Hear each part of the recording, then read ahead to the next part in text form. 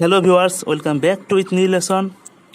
Today I will discuss the summary of literature and society written by Frank Raymond Lewis. F.R. Lewis. So F.R. Lewis was born in Cambridge, England on 14th July 1895. His father, Harry Lewis, operated a small musical instrument shop. এই গ্রন্থের মূল theme হলো literature এবং সোসাইটির মধ্যে কি সম্পর্ক সেটা, অর্থাৎ লিটারেচার অ্যান্ড সোসাইটির মধ্যে কোন ধরনের সম্পর্ক রয়েছে এবং লিটারেচার পরিপূর্ণ পেতে সমাজের ভূমিকা কতটুকু ভূমিকা আছে এবং কোন কোন এলিমেন্টসগুলো থাকলে লিটারেচারকে পারফেক্ট লিটারেচার বলা যায়, এসব সম্পর্কে এইখানে সুন্দরভাবে ব্যাখ্যা দিয়েছেন F.R. লেভিস। ইন্ডিভিজুয়াল অ্যান্ড সোশ্যাল উপাদানগুলো থাকবে একটা পারফেক্ট লিটারেচার এ। ইন্ডিভিজুয়াল বলতে ইন্ডিভিজুয়াল ট্যালেন্ট এবং কালচারের মধ্যে যে দুইটি উপাদান রয়েছে সেগুলো থাকবে, যেমন পপুলার কালচার আর সফিস্টিকেটেড কালচার। তো আমরা জানি যে পপুলার কালচার হলো যা আমরা শুনে দেখি বা যেভাবে কথা বলি, যেমন কোনো হিরো এর মুভি বা কোনো সিঙ্গারের পপুলার সং আমরা যখন শুনি তো বারবার সেগুলো আমরা শুনি এবং সেগুলো মানুষের মুখে মুখেই শোনা যায়, এগুলো হলো কি পপুলার কালচার। যেমন আমরা যদি কোনো লেখকের একটা বই পাই, জানি যে ভালো একটা বই বিক্রি হয়েছে এবং বইটা খুব সুন্দর, তখন এই জনশ্রুতিতে এই বইয়ের একটা কদর বেড়ে যায় বা খুব জনপ্রিয় হয়ে যায়। এই জনপ্রিয় হওয়াকে বলা হয় পপুলার কালচার।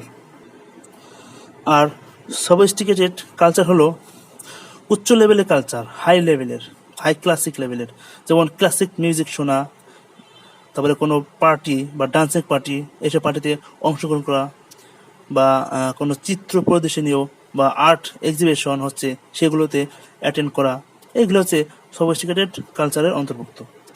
তো লেভিসের মতে লিটারেচার হলো the study of literature is an intimate study of the complexities, potentialities and essential condition of human nature.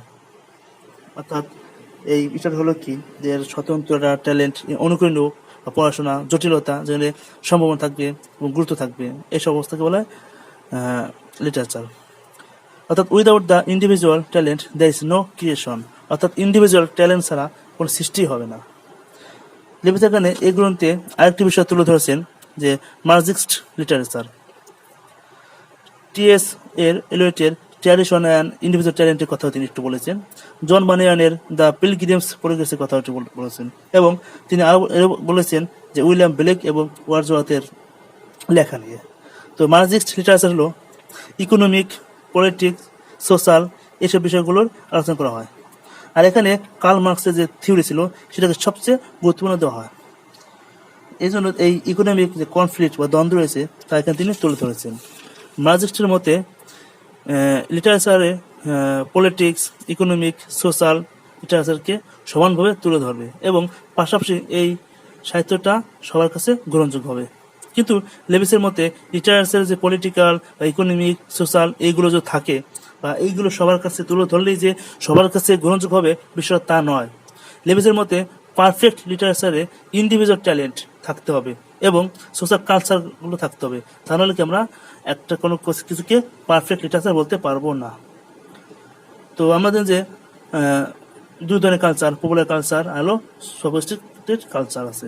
শুধু ইন্ডিভিজুয়াল বা সোশ্যাল কালচার থাকলেই যে পারফেক্ট লিটারেচার হবে বিষয়টা কিন্তু সেটা না, অর্থাৎ দুটো সমন্বয় থাকা লাগবে। লেভিসের মতে ইন্ডিভিজুয়াল ট্যালেন্ট এবং সোশ্যাল কালচার না থাকলে পারফেক্ট লিটারেচার হতে পারবে না। তাই তিনি মার্জিক্সের থিওরিকে তিনি সরাসরি প্রত্যাখ্যান করেছেন। আর আমরা দেখছি যে T S Eliot tradition and individual talent এ হিস্ট্রির সাথে যে মিল রেখে লিটারেচার তৈরি হবে এবং পয়েট পার্সোনাল ইমোশনালগুলো লেখার মধ্যে থাকবে না, ডিপার্সোনালাইজ হতে হবে। কিন্তু লেভিস এর মতে ইন্ডিভিজুয়াল ট্যালেন্ট কখনো ডিপার্সোনালাইজ হবে না। লেভিস এবং টিএস এর মধ্যে এই সামান্য কিছু নিয়ে একটু দ্বন্দ্ব আছে, অর্থাৎ মিল নাই, তাই তাদের মাঝে কনফ্লিক্ট রয়েছে। আবার টিএস এলিয়ট তার গ্রন্থে সোসাইটির গুরুত্ব দিয়েছেন, এদিকে লেভিসও তার লিটারেচারে সোসাইটিতে গুরুত্ব দিয়েছেন। এই দৃষ্টিকোণ থেকে দুজনের মধ্যে একটু মিল আছে। তো আমাদেরকে মার্জিক লিটারেচারকে রিজেক্ট করলেও টি.এস. এলিয়টের লেখাকে তিনি আংশিক গ্রহণ করে, পার্টলি, কারণ ওখানে যেহেতু সোসাইটির কথা আছে, সোসাইটির অংশটুকু তিনি গ্রহণ করে, আর বাকি যেটুকু বলছে ওগুলো তিনি গ্রহণ করেন না। তো টি.এস. এর মতে ইন্ডিভিজুয়াল ট্যালেন্ট গ্রন্থে ডিপার্সোনালাইজড এবং সোসাইটিতে গুরুত্ব দেওয়ার কারণে সোসাইটিকে তিনি গ্রহণ করেছেন। তাদের মধ্যে যে দ্বন্দ্ব আছে, কনফ্লিক্ট রয়েছে, তা তিনি দূর করেছেন। লেভিস বলেন, a society can not avoid its individual and individual can not detach himself from society.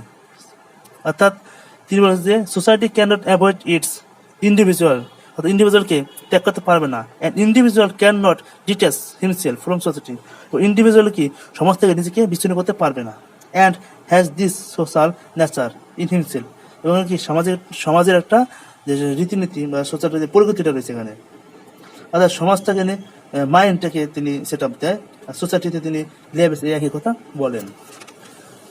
তো পারফেক্ট লিটারেচার বলতে আমরা জানি তো যে যেখানে ইন্ডিভিজুয়াল ট্যালেন্ট এবং সোশ্যাল যে কালচার, সোসাইটি, এগুলো থাকবে। তো সেই দৃষ্টিকোণ থেকে জন বানিয়ানের দ্য পিলগ্রিমস প্রোগ্রেস একটি পারফেক্ট লিটারেচার। এই গ্রন্থকে বলা হয় মাস্টারপিস অফ লিটারেচার, কারণ পপুলার এবং সফিস্টিকেটেড লিটারেচার এখানে রয়েছে।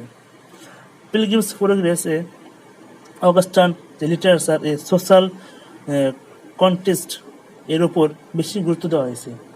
সেখানে বলা হয়েছে মানুষ হচ্ছে সামাজিক জীব, আর মানুষ যে সামাজিক জীব সকল কার্যাবলী সোশ্যাল কন্টেক্সটে অন্তর্ভুক্ত, সোশ্যাল কন্টেক্সট থাকা লাগবেই। অগাস্টিন লিটারেচার ইনফ্লুয়েন্স রয়েছে সোশ্যাল কন্টেক্সটের দ্বারা, তাই জন বানিয়ানের লেখার মাধ্যমে তিনি এখানে তুলে দেওয়া হয়েছে। অন্যদিকে এটিকে পারফেক্ট লিটারেচার বলা হয়, কারণ জন বানিয়ান যখন এটি লিখেছেন তখনকার সমাজ ছিল হাই ক্লাসের, রিচ, সিভিলাইজড, সভ্য ছিল। তার লেখনীকে প্রাণবন্ত, জীবন্ত করে রেখেছেন এই গ্রন্থটি। তার এই লেখাতে কালচার এবং যে সবেস্টিক যে লিটারেচার, সোসাইটি, সব কিছু এখানে ছিল, তাই তো এটাকে বলা হয় যে মাস্টারপিস অফ লিটারেচার। আমরা দেখি যে উইলিয়াম ব্লেক, তিনি একজন কবি ছিলেন, যিনি ছিলেন পোয়েট ও পেইন্টার। তার কথাও বলেছেন যে সোশ্যাল এলিমেন্ট থেকে বের হয়ে এসে ইন্ডিভিজুয়াল ট্যালেন্টের প্রতি বেশি গুরুত্ব দিয়েছেন, অর্থাৎ এই কারণে ইন্ডিভিজুয়াল ট্যালেন্ট প্রভাব বেশি।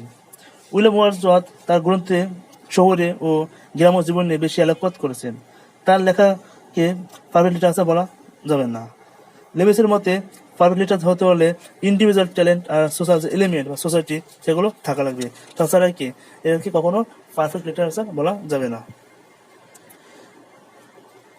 তো বন্ধুরা, লিটারেচারের এগুলোতে আমরা জানি যে দুটো বিষয়, যেমন কালচার হলো পপুলার কালচার, আর এটা কি সফিস্টিকেটেড কালচার। এই দুটো কালচার না থাকলে আমরা সেগুলো পারফেক্ট বলতে পারবো না।